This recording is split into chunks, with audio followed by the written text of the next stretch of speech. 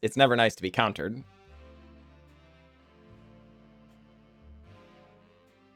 Greetings, everyone. I'm glad to be here, and I'm glad that you are here. Today's jank is some stuff leading up to the Christmas season. We are trying to find a way for Santa's elves to make an appearance. So, needless to say, I fooled around with actual elves, but the reality of the situation is they don't feel very much like elves in, you know, the Santa variety. Small, industrious, you know, hardworking, caught in a sweatshop style laborers, you know? So, and let's be real here. The only gifts that you can depend on elves bringing from Magic is Craterhoof Behemoth. And I don't think very many people want to see Craterhoof Behemoth. So we decided to go more of the spirit of the elves and go with dwarves instead, because these more traditionally fit the elves that one would think of for in Santa's workshop, right? So what sorts of gifts are we bringing? Well, naturally, I think the most commonly given gift by the dwarves would be this Embercleave, or at least that's what we're hoping for, because darn it, this is the one that's going to bring us some wins. But secondarily, there's also some Maul the Skyclaves and some Bonesplitters, and maybe even some Shadowspears for some Trample and Lifelink as well, because Bruenor Battlehammer, Dwarf Warrior, each creature you control gets +2/+0 for each equipment attached to it. You may pay 0 rather than pay the first or the equip cost of the first ability you activate each turn. It's true, folks, this is commonly seen with the very large hammer, but that's not kind of what we're about here. We just want we want our elves to get in there and get some action. Specifically, some Seven Dwarves is what we're looking for here. This is kind of what I would consider a janky aggressive deck. We want the game to be over pretty quick. We want to be turning our creatures sideways. Hopefully we want to be on the play as often as possible, you know, things like that.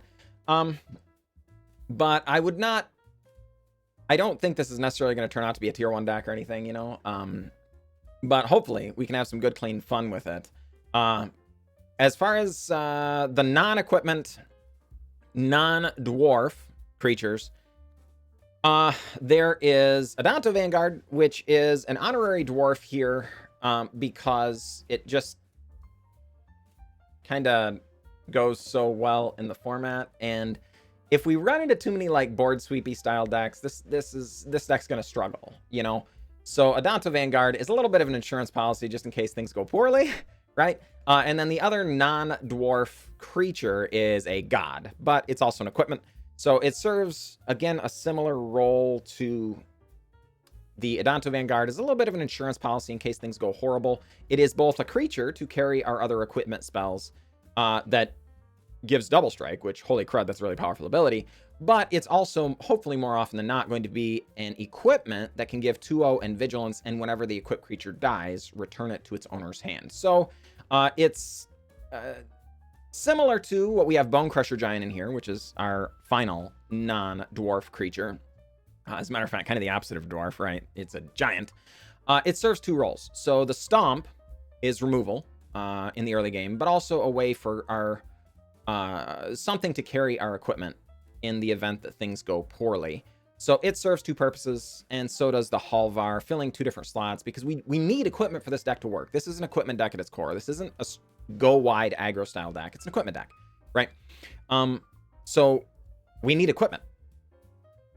But just like any synergy deck, what happens when you draw the wrong half of the deck? You know, if you draw all +1/+1s but get no tokens in that style deck, like your tokens would be 5/5s, but you don't have any, so you know you're gonna lose. So similarly, you need creatures to carry the equipment. So what happens if we just draw some Bonesplitters and Shadowspears and Maul Skyclaves and Embercleaves and no creatures? Well, Halvar helps pad those stats just a little bit.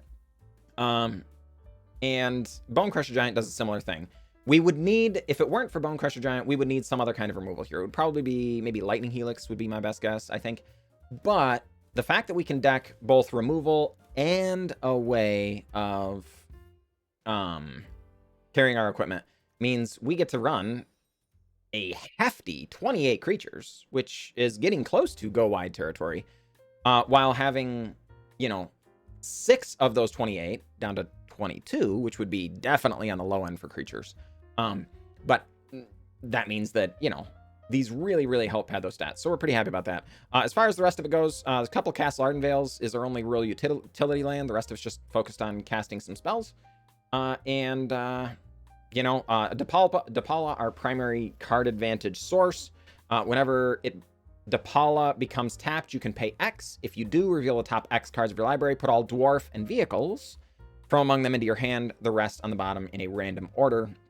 No vehicles, but the fact that we can pay X and find our dwarves, there are obviously quite a few in the deck, so hopefully a little bit of a built-in card advantage engine, as well as giving other dwarves you control +1/+1.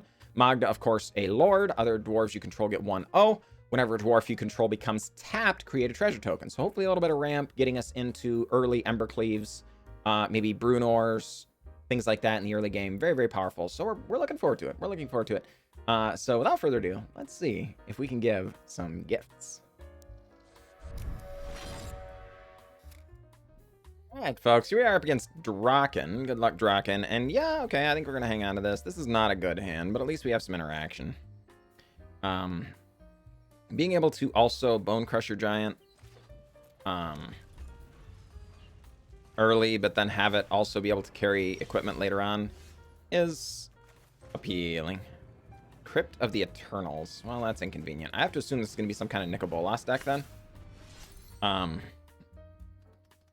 So we're going to just try and advance our board early on here. Cold Steel Heart on black, probably. Because they're going to be trying to cast Nicobolas on white. Whoa. What is happening? Alright. Well, you know. Bonecrusher Giant. Opponent goes with the Blast Zone. They have 4 mana available. Cold Steel Heart. Prepare Crypt of the Eternals and Blast Zone. Oh, this is just mono brown? With the white splash for board wipes and stuff? Man, this stinks. We can't stinking equip our equipment. Which is really unfortunate. So, we're going to kill Karn so that we can do that again. But that does likely mean it's too late now. And it's true, we could have equipped, like... Yeah. I don't know. I'm worried they're just gonna sweep the board or something. Okay. Well, never mind. Everything's fine, I guess. So we're gonna go ahead and attack, and then... Embercleave? I was expecting a board sweeper there. But... You know, if they're not gonna do that, then... GG. Alright. Never mind. Everything's fine. Everything's fine. For those of you curious about what I was worried about there, the mono brown decks that actually splash for a color typically have somewhere between like 6 and as many as like 8 or 10 board sweepers. So you have to have a lot of them if you're going to justify the colors in the mono brown decks. There's so many good utility lands, you know. So I'm kind of surprised I didn't have it. I feel fortunate, but I will take the win. So GG, Draken, GG. All right, folks. Switchback is our opponent. Good luck, Switchback. I guess we're going to hang on to this. Opponent going to Thoughtseize? Well, whatever. We're not thrilled about this, but all these cards are replaceable. If anything, honestly, I hope they leave our Seven Dwarves because I want that to go off, you know? I was going to say, the most likely scenario is they just take the Bonecrusher Giant because it's built-in card advantage. It's also the only interaction in our hand, so it makes sense. But, again, they left our Seven Dwarves, so I'm happy. Oh, come on. They're going to take our Seven Dwarves, aren't they? Oh, they didn't! They left it! Alright, whoa, that's probably bad. That probably means they're going to kill all our stuff now, but whatever. Seven Dwarves! Alright. Opponent shocks in a Watery Grave. Prismari Command! Folks, that's not very nice. Alright, that's okay. Maul Skyclaves, come on down. Toolcraft Exemplar, get in. Drop our opponent down to 8. I assume they're running Death Shadows. This is probably helpful to them. But as long as they don't have an easy way of removing Toolcraft Exemplar, this is fine. Okay. Yeah, this is fine. Nukabolas the Ravager does technically block Toolcraft Exemplar, but it doesn't block Toolcraft Exemplar very well. Our opponent just takes it. Yeah, they're certainly playing Death Shadow, folks. There's no way they take that if it's not. Steam Vents tapped. Bonecrusher Giant comes down to block. You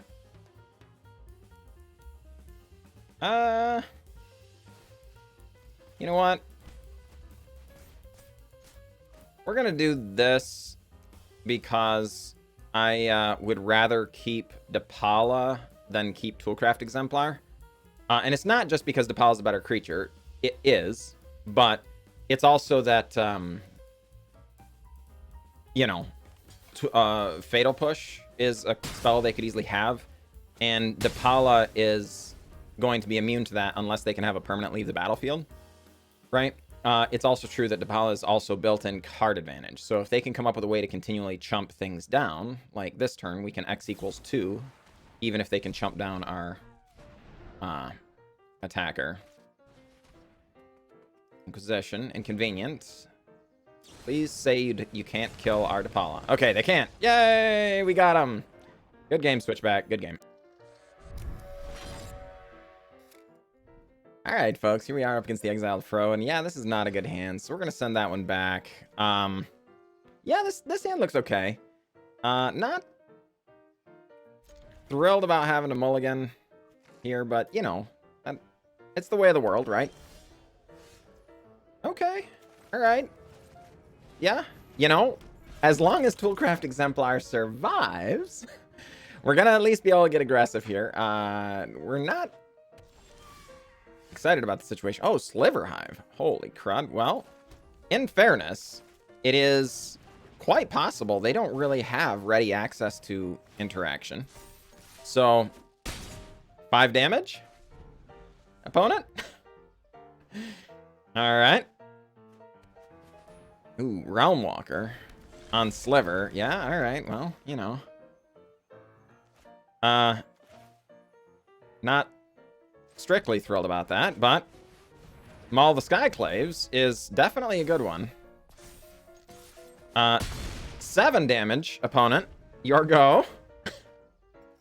Alright. And the Exiled Fro makes a mountain for the turn. Thinking about it, goes with Cloud Shredder Sliver and Predatory Sliver. Alright. Thinking about things. Elects to pass the turn. Well, folks, we're gonna not fool around. We came here to get aggressive with dwarves, so we're gonna do that thing. Opponent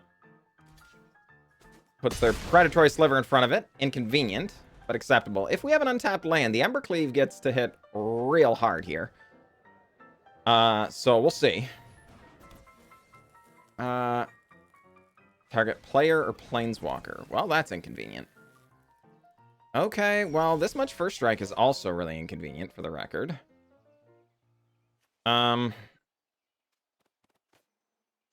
Okay. Well, then we're gonna pass because we don't want to die. Yeah, that's inconvenient there, no question about that. But, you know, we still might be able to get through this. It depends on whether or not we die this turn, right? Because it's strongly possible we have to block, right? If we block, that's 8. Okay, 2, 4. All right, it doesn't look like we're gonna have to block then. Okay, so 2, 4, 6. Okay, yeah. All right, well, fine. So, okay. Opponent. Killing Magda. Killing Magda for sure. Striking Sliver. Spiteful Sliver. Predatory Sliver. Realm Walker. All right. Yeah, I think we're gonna die. But, you know,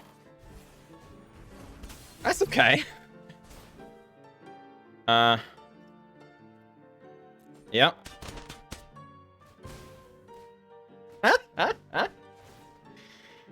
All right. Yeah, those striking slivers really does send, folks. So that was not ideal. Yep. But at least we got to go out on our own terms, right? GG, opponent. GG. You got us. All right, folks. Here we are. Kelrandor, our opponent. And yeah, good luck, Kelrandor. We're going to hang on to this. Toolcraft Exemplar, a strong magic card. You heard it here first, folks. You know, 1 mana, 3/2s. Powerful magic cards. All right. Inspiring Vantage. Toolcraft Exemplar. Come on down. Not going to get first strike in this very likely because we need 3 or more artifacts. Admittedly, we did just draw Magda, which means inherently it could. But we're not going to do that just yet. The Magda thing, you know, because this allows us to swing for 5, and you know, that's a lot of damage, you know. So, Kelrandor, a second red source, floats a red Grafdigger's Cage. Okay, inconvenient. You know. Oh, I guess it doesn't stop artifacts, just creature cards. Okay. And this isn't casting, it's putting it onto the battlefield. Okay, so it doesn't really matter, actually. That doesn't affect us at all. So rather than being inconvenient, that is just fine. All right, Magda. Pre-combat, of course, because it does damage, and it's also, if we get to attack, will give us a treasure. Opponent. Alright, well, we don't get to attack. Inconvenient. Another Toolcraft Exemplar, then, as a consolation prize. Search for Azcanta. Sends over a Blood on the Snow. Probably a wise decision. This game is likely to be decided well before that card becomes relevant. 4 cards in hand. Bonecrusher Giant exiled. Do they cast the Bonecrusher Giant just for blocks? Perhaps. Hey, that's a land. Don't mind if I do. Folks, I'm worried that the Embercleave is just going to get... or we're going... You know, they've got a removal spell here. Otherwise, they would have Bonecrusher, right? So if we cast Embercleave, they're just going to kill whatever creature it gets equipped to. So we're going to try and do it this way. See how many treasures we can get. Okay, sure enough. Unholy Heat. As expected. I mean, we're not happy about this, obviously. This is quite unfortunate. We would like to have creatures, or a creature deck, right? This deck is literally designed to beat beat decks like ours. So 7 Dwarves. Pass the turn. And so, like, you know, our opponent couldn't be happier being matched up against us, right? That is unfortunate because, you know, it's never nice to be countered, but that's why you build decks, right? Is you wanna beat specific style matchups, and this is one of those matchups, right? Drowned Catacombs. Agatacomb. All right. Well. Do you have a counterspell then? Okay. Wow, they just take it? That's a lot of damage. All right. Search for Azcanta. Digging. Sends a land away. Draws a brand new card. Snow-covered Swamp is the play. Bonecrusher Giant. Meathook Massacre, X = 3. Man. Alright. Inconvenient. Well, then we're gonna do this, I guess. Search for Skanta. Leaves it on top? That can't be good. Crippling Fear. Alright. Yeah, opponent goes up to 7. Alright, well. I wouldn't describe that as ideal, but it's fine. Castle Ardenvale. Going to be making us a token, so they need an instant speed removal spell this time. And they're clearly working from the top of their deck. Because before, they needed a land, right? And so because they were on 3, and they've only just barely been making their land drops. And then they ended up getting and so I'm pretty sure they had the Meat Hook Massacre in hand, but then they needed the Crippling Fear off the top, right? So they're probably, I have to assume they're working from the top of their deck here. Now, I guess they could also find a way to remove Embercleave. So they could have maybe a Braid or, I don't know, just generic artifact destruction, I guess. There isn't too much of that, though, in these colors. It would just be the red stuff. So, I mean, there's plenty of artifact destruction in red, but just not things that would be commonly decked in a Grixis deck, I guess, is what I'm trying to communicate. Search for Skanta. Looking over all of these things, considering our Castle Ardenvales, counting our mana, trying to decide, sends Nikobolas, Dragon God, away. That's probably wise. Hall of the Storm Giants comes down. Bonecrusher comes out, almost certainly. Because they've only got so many, like, yeah, it only makes sense as long as they have a removal spell. All right, we can't do this until their end step, though, because we don't want sorcery speed removal to be able to get us. Yeah, so we need to be very careful to not click too many times. That happens more often than I would like, for sure. Castle Ardenvale, come on down. A 1/1 human creature bell token. And the turn will come back to us. Embercleave. Equipped. Bonesplitter. Bonesplitter.